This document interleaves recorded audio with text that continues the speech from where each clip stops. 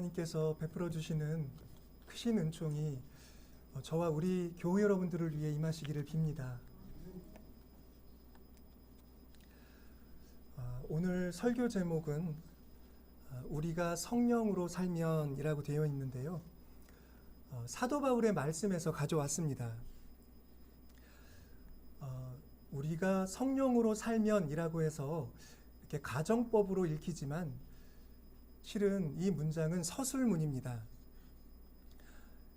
예수 그리스도에게 속한 사람들은 성령으로 사는 사람이다 라고 하는 것이 이 문장의 올바른 번역이라고 생각이 됩니다.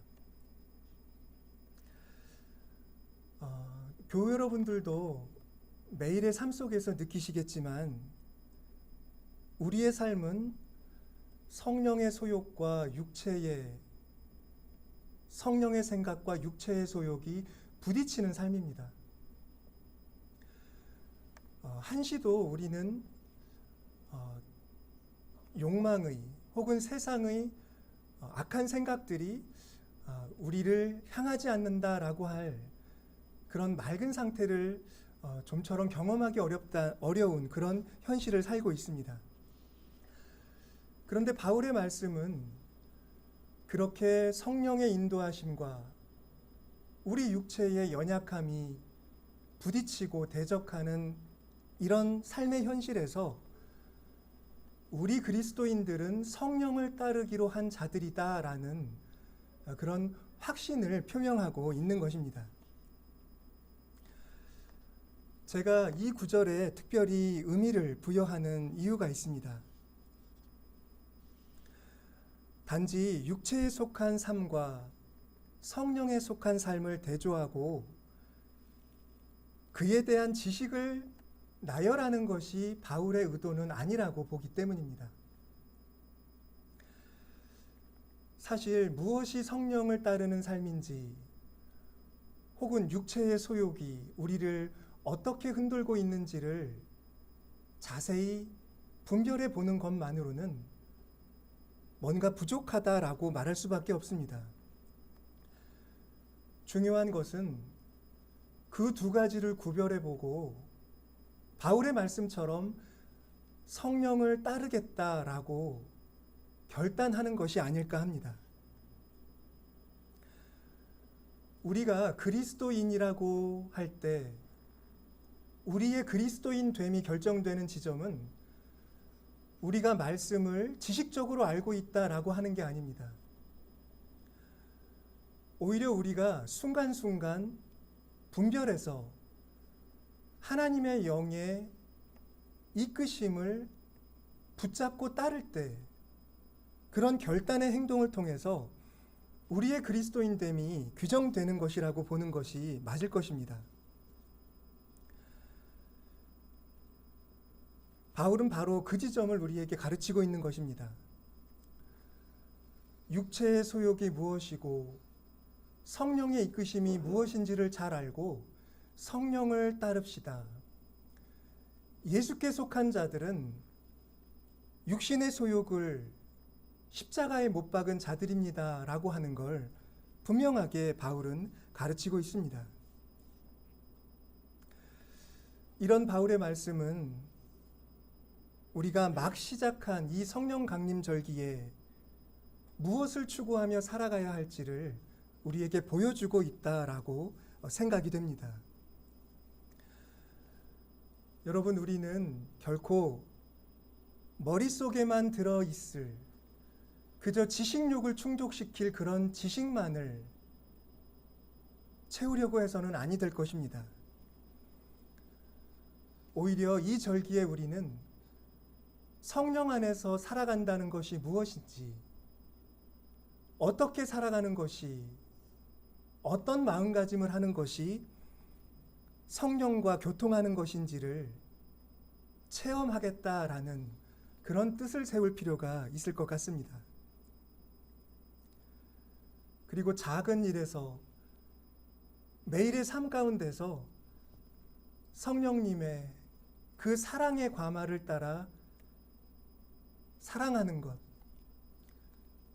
성령님의 어떤 평화의 뜻을 따라 화해의 길을 찾아보는 것, 그런 일들을 우리가 이 절기에 해나갈 수 있었으면 좋겠습니다. 요 사이에 우리나라도 큰 변화를 겪고 있기 때문에 저녁에 뉴스를 틀면서 어떤 뉴스가 많이 보도될까라는 그런 기대와 궁금증을 가지고 뉴스를 켭니다. 엊그제도 어제도 그랬는데요. 뉴스를 켜보니 우리나라에 일어나고 있는 어떤 일이 아니라 이스라엘 군이 이란의 핵시설을 공습한 이야기가 헤드라인으로 보도되고 있었고, 그에 파생되는 몇 가지 기사가 이렇게 보도되는 것을 보았습니다. 그것은 그 일이 단지 이스라엘만의 문제가 아니고 그 교전 당사국들만의 문제가 아니라 전 세계적인 위기를 불러올 수 있는 그런 파급력을 가진 사건이기 때문이라고 여겨집니다. 그런데 저는 이스라엘이 전쟁과 연관된 그런 기사의 주제로 등장할 때마다 여러 가지 생각과 감정이 복합적으로 일어나는 것을 경험하곤 합니다. 이스라엘을 바라보는 시선은 여러 가지가 존재를 합니다. 그런데 저는 이스라엘이 하나님이 선택하신 백성이고 그들이 성서의 백성이라는 사실을 생각하면서 늘 좀 애를 먹곤 합니다. 왜냐하면 우리가 아는 것처럼 성서에는 평화에 관한 말씀, 그리고 생명과 화해와 우정에 관한 말씀이 그토록 많은데도 왜 성서의 백성인 이스라엘은 저런 싸우는 모습으로만 우리들에게 비춰질까 하는 그런 생각이 자꾸 들기 때문입니다. 물론 전쟁은 이스라엘만 하고 있는 건 아닙니다. 그리고 경우에 따라서는 이스라엘 사람들에 대한 어떤 편견이 커져서 인종적으로 그들을 좀 차별하는 반유대주의의 위험이 항상 있다는 것도 잘 알고 있습니다. 그럼에도 불구하고 왜 그들은 팔레스타인 주민들에 대한 인종청소 수준의 살육을 자행하고, 그리고 왜 중동뿐만이 아니라 전 세계에 큰 어려움을 가져올 수 있는 이란에 대한 그런 전면적인 공격을 가하고 있는 것일까? 그것을 어떤 맥락에서 어떤 차원에서 생각하고 또 판단을 하고 때로는 판단을 유보해야 할지 쉽게 생각이 정리되지 않는 부분이 있는 것입니다. 물론 전쟁은 이스라엘이 국가로서 국가기관이 안보를 위해서 벌이는 일일 수 있습니다. 안보 논리가 정당화될 수 있는 부분이 분명히 있지요. 그러나 그런 정부를 만드는 사람들은 또 이스라엘 사람들 대다수입니다.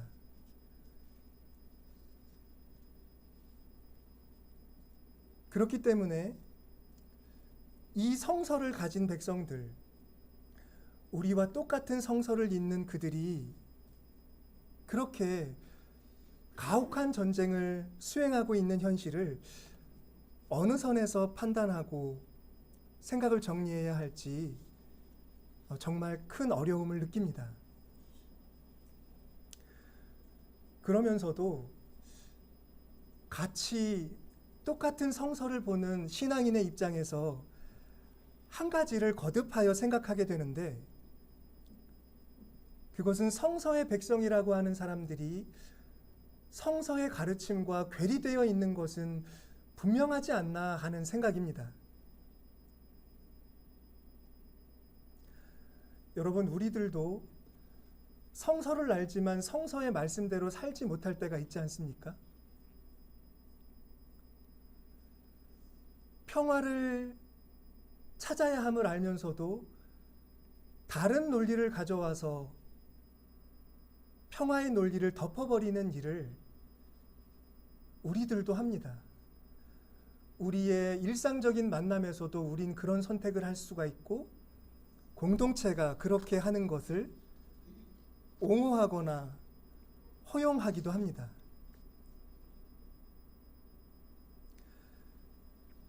아마도 사도 바울도 그런 생각의 단초를 우리에게 제시한 말씀을 하고 있지 않나 하는 생각을 합니다.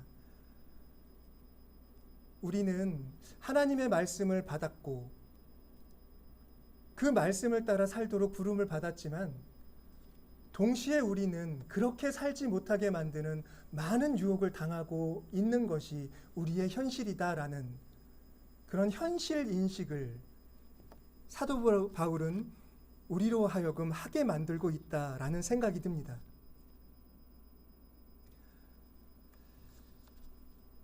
하나님의 뜻은 왜 우리의 마음속에 잠시만 머물다가 잊혀져 버릴까? 왜 우리는 말씀을 읽고도 이내 그 가르침을 잊어버리고 어떤 집단의 싸움에서 한편에 서거나 혹은 그런 가르침을 어떻게 실현할까라는 생각을 이어가기보다는 이내 세상 관심사로 우리의 힘을 소진할까, 그런 고민을 아마도 저만 아니라 여러분들도 하고 계시지 않을까 하는 생각을 합니다.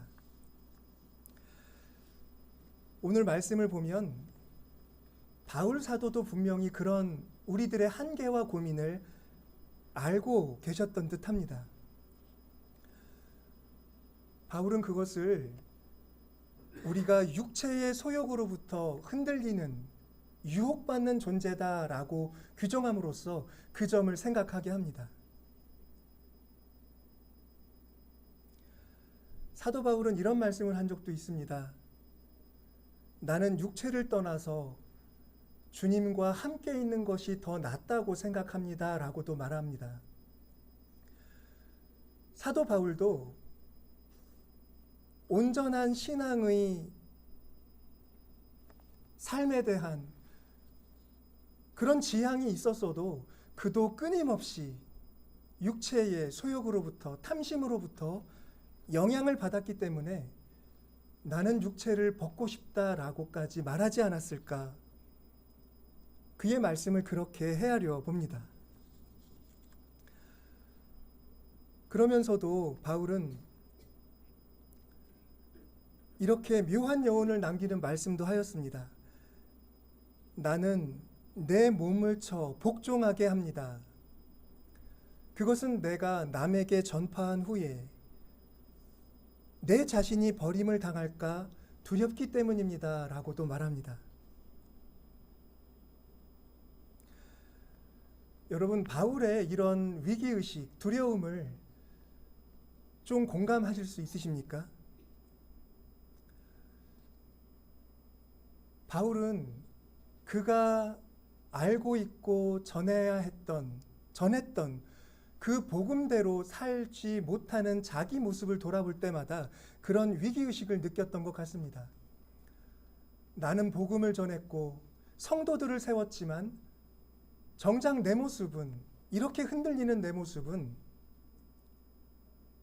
주님께 버림받을 그런 사람의 모습이 아니냐라는 그런 절망감이 이따금씩 그를 힘들게 한 것으로 보입니다.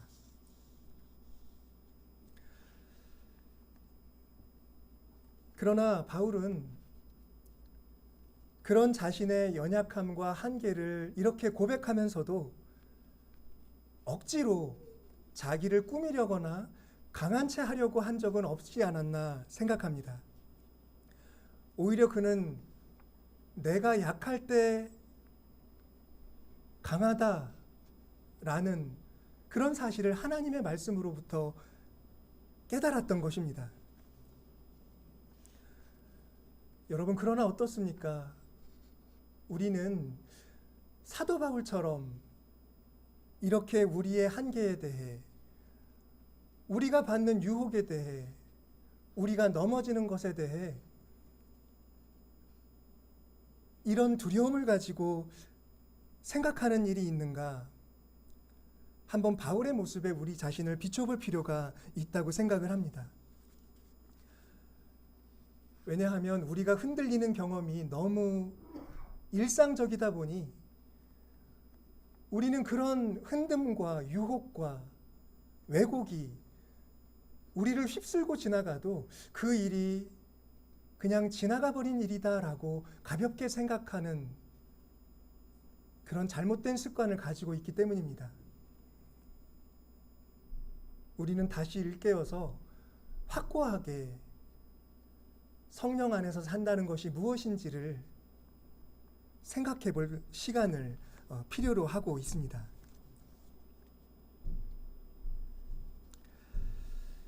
성령을 따르는 삶에 대한 바울의 가르침은, 다시 말씀을 드리면, 우리들의 불완전함을 정직하게 인식하자는 그런 말씀으로 이해가 됩니다.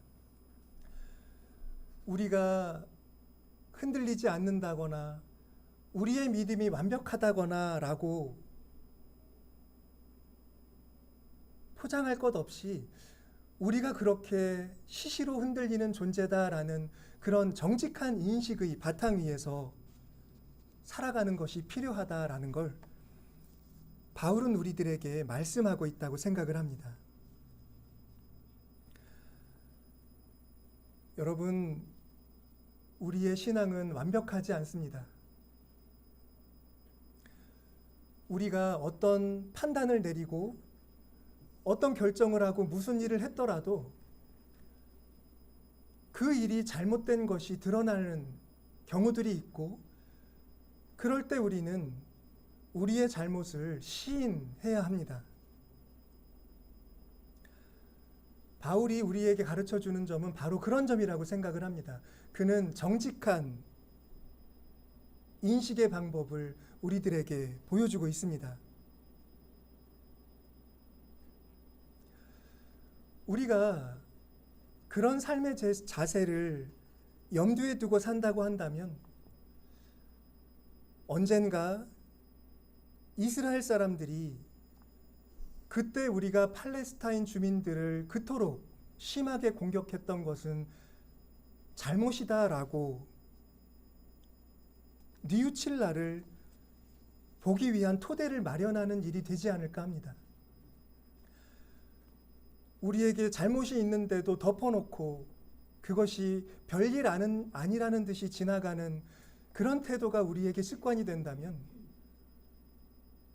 우리는 명백한 오점에도 우리는 잘못한 것이 없다라고 자기를 주장하는 큰 잘못을 맞이할 수밖에 없기 때문입니다.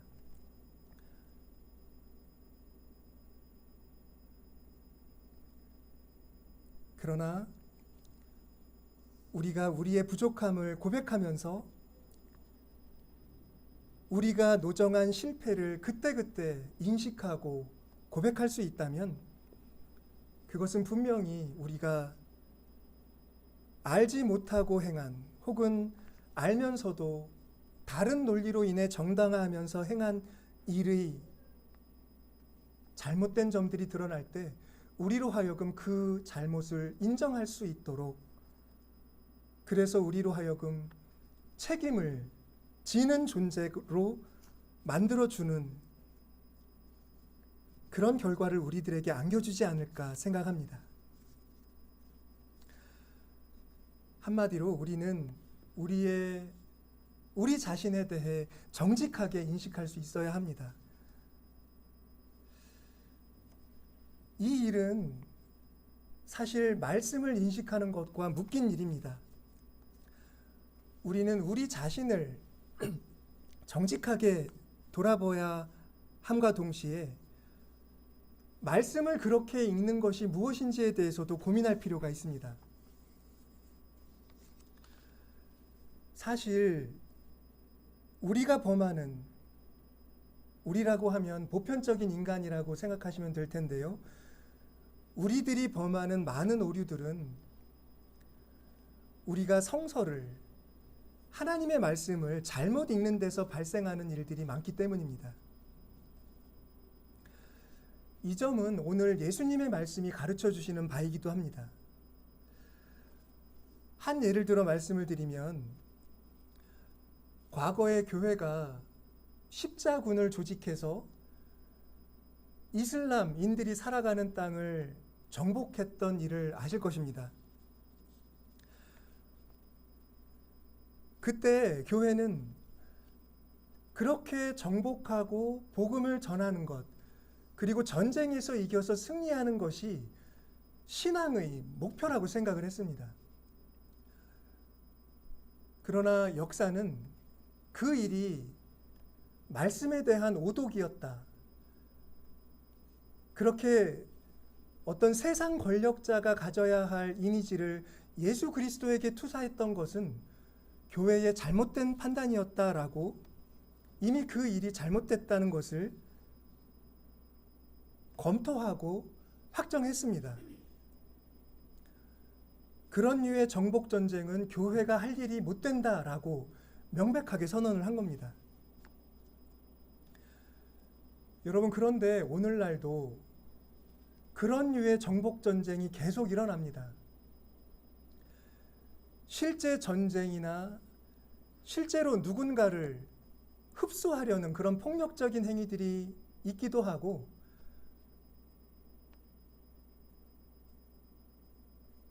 교인들은 선한 의도로 하겠지만 다른 신앙을 가진 사람들을 개종시키려고 하는 그런 행위에도 어떻게 보면 정복의 논리가 도사리고 있다는 걸 오늘날 교회는 인식하고 선교의 방식을 바꿔야 한다라고 성찰하고 있는 상황입니다.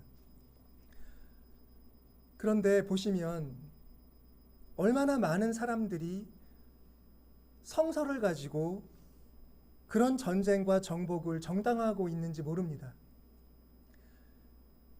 이스라엘의 시온주의자들이 바로 성서를 가지고 지금 그런 전쟁을 수행토로 이스라엘 정부를 뒤에서 압박하고 있다는 것은 공공연히 알려진 사실이기도 하지요. 그렇기 때문에 우리는 우리 자신을 돌아보는 일과 아울러 도대체 성서를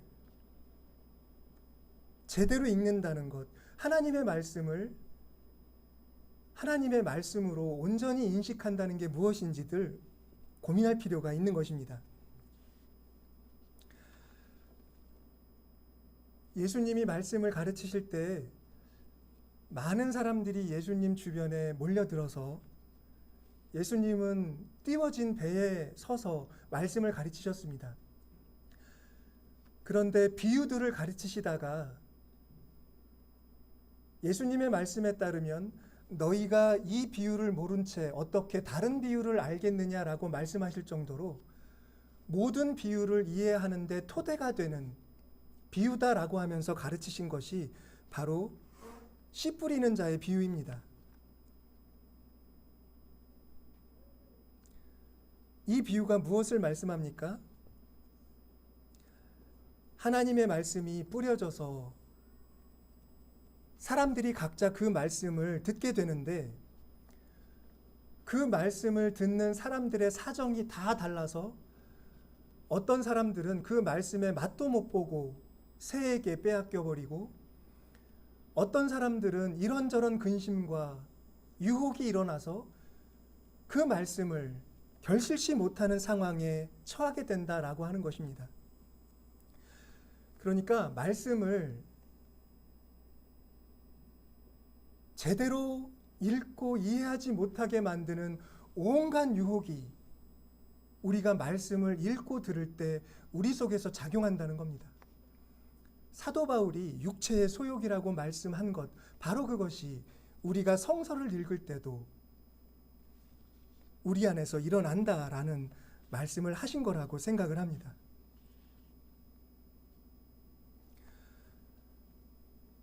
우리들이 어떤 편견을 가지고 말씀을 읽을 때 말씀하시는 바를 들으려고 하기보다는 그 말씀을 가지고 누군가를 비난하려고 말씀을 도구로 삼을 때, 말씀이 나의 행위를 정당화해 주기를 바라는 기대를 가지고 하나님의 말씀을 읽으려 할 때 우리에게는 그런 오해와 곡해가 일어나는 것입니다. 얼마나 많은 경우에 그런 일들이 우리에게서 벌어지고 있는지 우리는 그 규모를 헤아려 보기도 어렵습니다. 그런데 그 결과는 치명적입니다.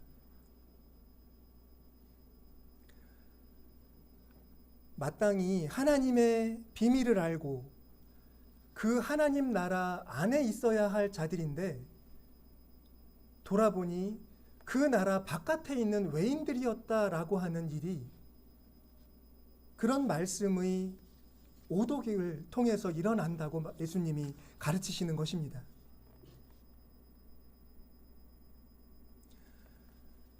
한 나라는 그 나라의 영토를 또 국민의 생명을 지키기 위해 전쟁을 수행할 수도 있습니다.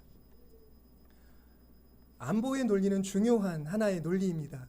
그러나 누군가 성서를 가지고 우리가 전쟁을 해야 된다라고 성서를 전쟁의 근거로 삼는다면 그런 일은 성립될 수가 없는 것입니다.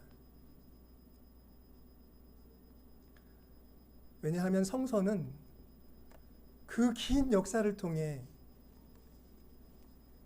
모든 민족이 하나님의 은총으로 더불어 사는 그 샬롬이 하나님의 뜻이라는 걸 밝혀주었기 때문입니다.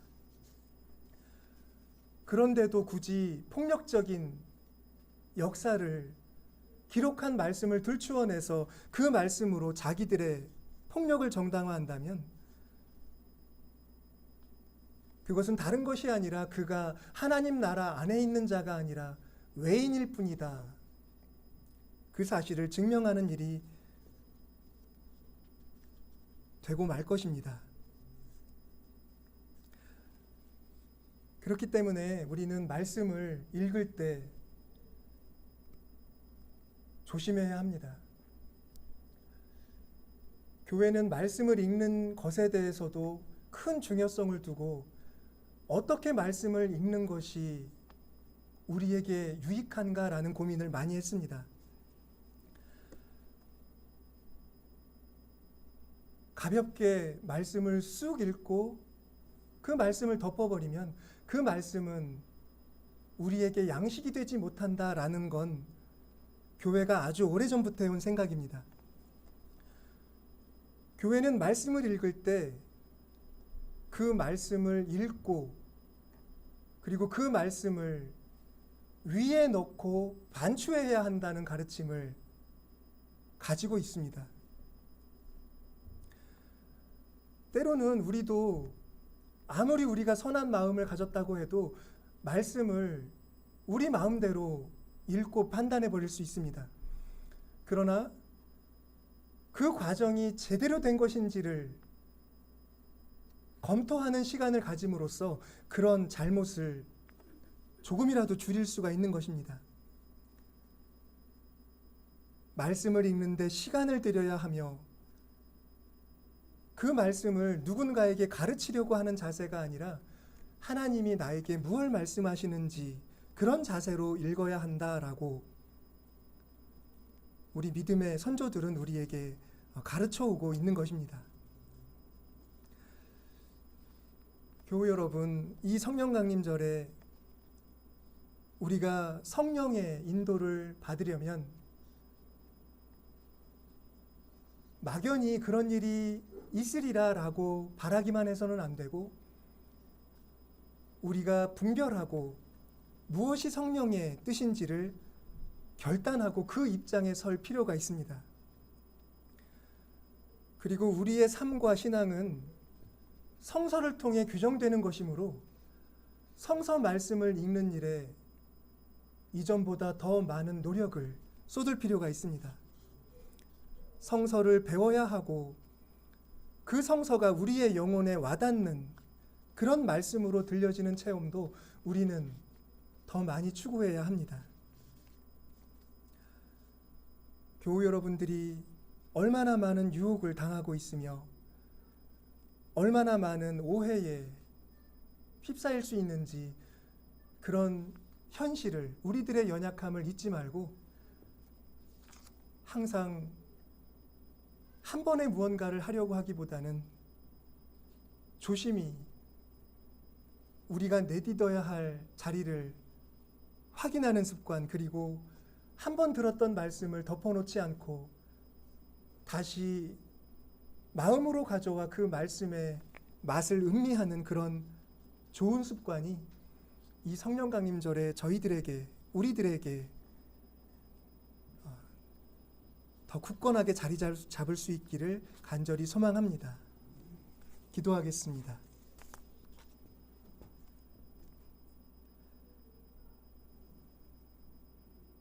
자비로우신 하나님, 이토록 복잡 다단하고 수많은 역사적 과정이 얽혀있는 일들 속에서 우리가 어떤 판단을 내리고 어떤 입장에 서야 할지, 우리가 얼마나 많은 실수를 하며 얼마나 자주 하나님의 뜻에 반하는 판단을 내리고 있는지 이 모습을 돌아보도록 저희를 이끌어 주심을 감사드립니다.